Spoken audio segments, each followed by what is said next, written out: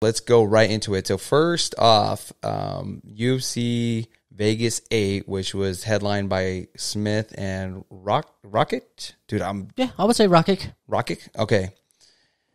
That card had some decent fights and then some. Yeah, I would say it started off really well. Yeah. And you could see that it was trending upwards where the fights were just getting good. It was like, I don't know, 4 submissions. Yeah, well, the first fight was Ricardo Lamas. Dude, Ricardo Lamas and Alguello. Apologize if I butchered that. They got fight of the night, which I was going for Ricardo Lamas, so. Yeah, I wanted to see him win, too, because after that war that he had with Max Holloway, where Max was pointing at the ground and he's like, let's bang it out. Yeah. And he stood in the pocket and was banging. I had so much respect for this guy. Well, not only that, also the war we had with Jose Aldo. True. So he's in wars constantly, and I thought he was going to lose this fight because he walked into like a flying knee, like the knee came up the middle and he just didn't even see. He was like, what the hell did I just get hit with, bro? Yeah, he walked right into it, but he recovered. But that was a great fight, man. That deserved fight of the night for me, too. It did. So. And they ended up giving it fight of the night, which was great. Yeah, that's awesome. And the next fight, which was so fun to watch. Oh, dude. Kim versus Grasso. Now, I am a huge Alexa Grasso fan. She fights out of Guadalajara, Mexico. Got to represent from the family, from Guadalajara. Guadalajara. Anyways. I'm from out here, so I can't relate, but I do have friends that have family in Aguascalientes, so right Guadalajara there. Por vida. Raza right here, man. Dude, she moved up a weight class because last time she didn't make weight, and I believe the card was pulled because she didn't make weight. Yep. So this fight was her first debut at what, 125? Yes. And she put on a boxing clinic on Kim, dude. Yeah, she gave the hands to her. Yeah, which I was kind of nervous because Kim has fought bigger fighters. Now, she hasn't fought anybody with a big name, I would say. Right. That's just my opinion. But just bigger fighters. And she is a bigger fighter. She came in a lot taller. She did. It looked like a little bit thicker. Yeah. I was a little bit more muscle. I was a little concerned for Grasso. I mean, before the fight, it was like, okay, this is a real tough test for you. What can you do? And she came out swinging. Yeah, man. Her boxing is so much superior because she does come from like a boxing background, but she is well rounded all the way around. But her striking, when she went against Carlos Esparza, she put on the striking clinic against her. Now, Carlos Esparza, she worked on her wrestling and out wrestled Alexa Grasso, but in my opinion, I thought Alexa still won that fight, but I'm super biased towards her. So true. So I picked her to win this fight, and I was like, oh my god, I was screaming at the TV. Well, the UFC kind of does push along little fighters too, and I think Carlos Esparza definitely is getting a little bit of a bump. I mean, she's doing good. Yeah, she's doing great. She's doing great. But that's why they have matchmakers. They match you up against somebody who's stylistic you can either beat or that you have a good chance at winning. The UFC does favor a couple of fighters, and I'm not going to start naming names, but it does feel like that may be the scenario with her. So with that being said, it was great to see Grasso bounce back and do this boxing clinic on Kim. She put in work. Yeah, she trains in Mexico, and then she also trains in San Diego. Yeah, so it was good to see her do that at 125. I want to continue to see her, thrive at that weight class. That weight class needs some contenders because Shevchenko needs somebody to challenge her. Well, this is the thing. I think she needs maybe a couple more fights before she even gets that Shevchenko fights. 100%. I do not want to see her fight Shevchenko next. I want her to get comfortable in the weight class. She did say she did feel good in the weight class. She felt stronger. She felt healthier. I just don't want her to see Shevchenko right off the bat, not the next fight. No, she definitely has to put in a couple more fights, continue to feel comfortable at that weight and get good, and then go up against Shevchenko. But the thing is, they have a good style matchup. Yeah, because they're both boxers, they're both strikers. Yeah, they ain't gonna go to the ground, and I'm gonna love that fight. And I put it on my Alex Murillo art account on Instagram. Alexa Grasso is gonna be the next fighter I paint. And if you've seen my other paintings, you know what I'm talking about. It's this is the 8x10. I'm talking about a huge. We're talking 3 feet by 2 feet. And Alexa, if you're watching, can I have you autograph it, please? Please, that would be great. That would be awesome, dude. That would be my Christmas to myself because I'm like, dude, I'm such a huge fan. I've been laminate it, hang it. I've been following her since way before she was in the UFC, and the reason is because she fought out of Guadalajara, and I'm like, oh, that's where my family's from. Yeah, bro. I'm like, it's I don't see a lot of fighters coming out of there, especially in the MMA community. So I'm like, all right, she's repping Guadalajara. Love you. Para la raza. Para la raza. Viva Mexico, guys. Yo hablo poquito español. Yo comprende mucho, pero yo tratando. You like that, bro? You like There we go. You got to roll your R's when you speak Spanish. All right, man. So here we go with the co-main event: Robbie Lawler versus Neil Magny. This was a tough one, man. This was a super tough one to watch, super man. Super tough, man, because, I have the utmost respect for Robbie Lawler. He's kind of like a cowboy, man. When you call this guy, he's willing to fight anybody, anytime, anywhere, any weight class. He doesn't care. I felt like watching the fight, I felt like he was hesitating quite a bit. Like, I don't know what he was waiting for. I don't know if he was fighting some kind of injury or what. I doubt it, but I think just Neil Magny is just so much better than Lawler now. Right. Like, I think Lawler is already kind of past his prime already. Yeah, he's trending downwards. Mm-hmm. Yeah, no, but not to take away from the performance that Magny had. He had a great performance. Oh, dominant performance. And like he said, it's like he beat his idol, and that's always tough, right? Because you don't know if you can perform against somebody that you have that much respect for, right? Like if I went up against LeBron James, even if he's in his 60s, and we're shooting hoops, and I beat him, I don't know how I would feel about that. I would feel, like it would hurt me. So, well, I picked Neil Magny just because, he is coming up. He's winning a lot of his fights. A lot taller. Did you see how much bigger he was against Robbie Lawler? Yeah, it was just two different type of people. Now, should Robbie Lawler, this was circulating around the MMA world, should he retire?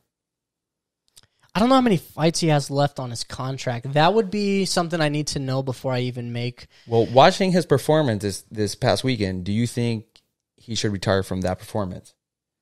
Because a lot of people were saying that, like, oh, he should and he shouldn't. Or at this point in his career, he's not challenging for a title, especially in that division. I wouldn't be mad at it.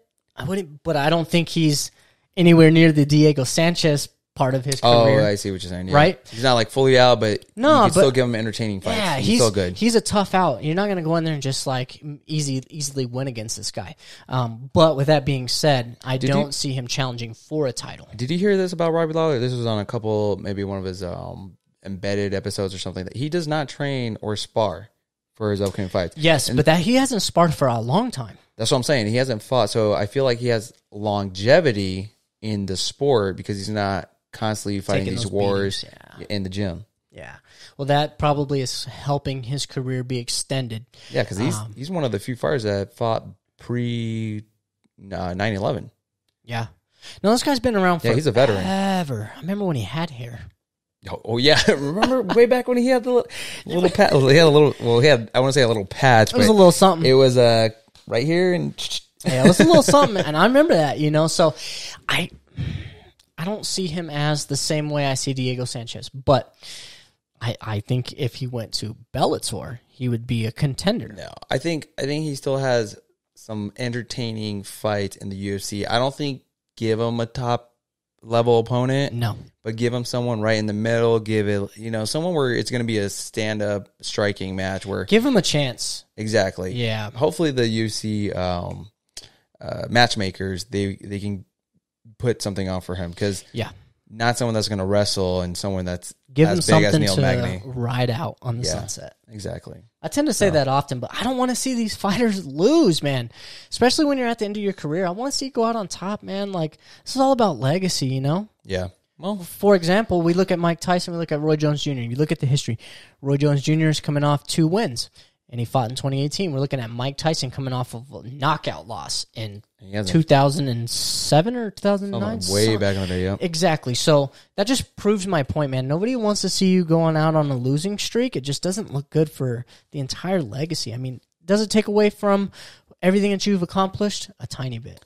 I still think he could get some streaks going, not at the super top level. Not anymore. Yeah. But yeah, just give him something that's stylistically good for him. Yeah. Then next up, we had the main event, which was which I felt was the same thing as the co-main event. Oh my God, I'm butchering. RAKIC dominated Smith. It was like... It was so one-sided, it wasn't even funny. I was like... Yeah. And it wasn't... To me, I didn't feel like it was a beatdown. It was just dominating and positions. Yes. Just dominating the position. Yeah. Which I kind of feel like... Which is weird because RAKIC... he, during his post-fight interview, he said, "Oh, I'm ready for the belt." And I'm like... Oh, not, dude. You could have knocked this guy out. You could have knocked out Smith. You could have knocked out Smith. If you knocked out Smith, you would have gotten projected much higher than the performance that he did. Yeah. Now we're not taking away from the performance that you did. We're just saying in the eyes of the UFC and how they do their styles and how they match up. You should have knocked this guy out. If you don't, now you have it was a super fight to get there. Dominant performance, but it was mainly controlling your opponent, not beating, if that makes sense. Yeah, exactly. In my eyes. Yeah. Granted, I don't fight for a living, so... Well, that is one of the 5 criteria that they look for when they score points, when they score points. And that is, control. That is octagon control. Dude, and, when you're on the ground, he had side control like... What was it? Was it the second or third round where he had 4 minutes and 30 seconds of control time? Yeah, I couldn't believe it. I was like, "What?" Now, in the world of fighting, that's like great. You had him, you dominated him, you had control and everything. But when you take a step back, it was tough because you're like. Is it because Anthony Smith don't got it anymore, or was it because RAKIC just fought his fight? I really don't see RAKIC being like a top 5 contender at this point. You don't think so? I didn't see it. I guess I'm a little biased towards strikers. I want to see you get up and fight, but that's only a portion of the fight. So I'll acknowledge that I am a bit biased more towards strikers. I want to see somebody get knocked out. But then again, it's like I do respect the whole fight game, and that is a major portion. So I don't know. It's a toss-up because, I felt like he could have got on top, dominated, and I feel like he was more about just controlling everything. Let me put it to you this way. Could you see him winning against Dominic Reyes or John Blachowicz right now? Right now? Probably right now. Okay, no. So then he's not a top contender to me. Well, we'll see. We'll see. I'm not the one who makes He did, his previous fight, he did knock out somebody, right? I forgot what I'm not too sure. God, why am I drawing a blank right now?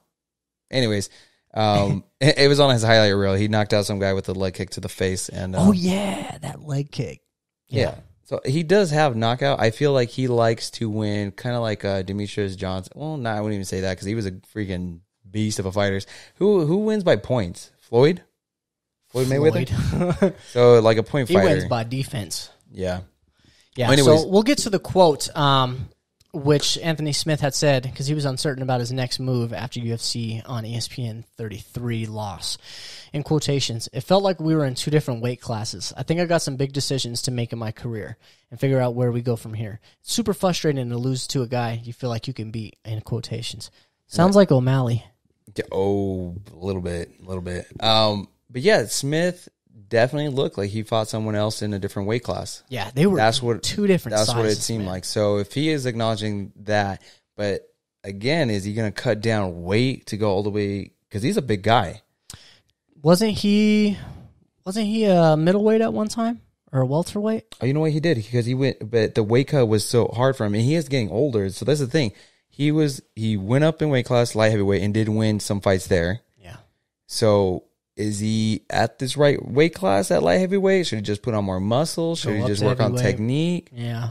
I don't think you go back down. I think you definitely stay where you're at. No, I think you go up. Well, that would be heavyweight. Yeah, but the heavyweight division is a lot less competitive. But with people that have way more knockout power. So this is the thing. If you got dominated this easy with light heavyweight, at heavyweight with the real, the top.